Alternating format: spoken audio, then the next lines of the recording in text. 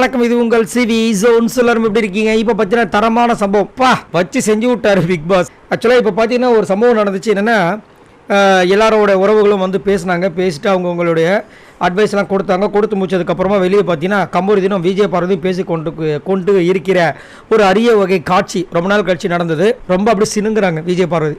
அவங்களுக்குள்ள ஒரு வருத்தம் இருக்கும்ல, ஏன்னா இவங்க 2 பேரும் சேர்ந்து அவ்வளோ கலாய்ச்சிருக்காங்க விஜய் பார்வதியை. நீ என்னடனா நான் விலைக்கு போனாலும் 2 பேரும் வந்து இப்படி உட்காந்துக்கிறீங்க, அப்படி பண்ணுறீங்க, எனக்கு எவ்வளோ காண்டாக இருக்கும் அப்படி இப்படின்னு சொல்லிட்டு இருக்கும்போது திடீர்னு பார்த்தா பிக் பாஸ் அங்கேருந்து என்ன கமருதீன் அப்படின்னாரு. டக்குன்னு அப்படியே பயந்துட்டாங்க.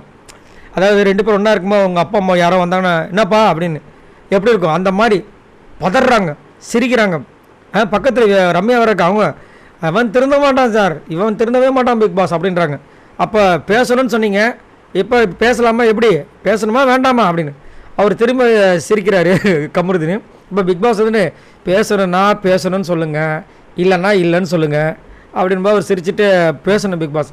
சரி ஓகே அப்போ வாங்க அப்படின்னு கலாய்க்கிறாரு. அவர் ஓடுறாரு. செம்ம சிரிப்பு. விஜய் பாடுறதுல மூஞ்சில் கையை வச்சுட்டாங்க. ஐயோ வெக்கம் வருதே பெருமாளே, நான் என்ன பண்ணுவேன்ற மாதிரி வந்துட்டு செம்ம சிரிப்பாக இருந்தது.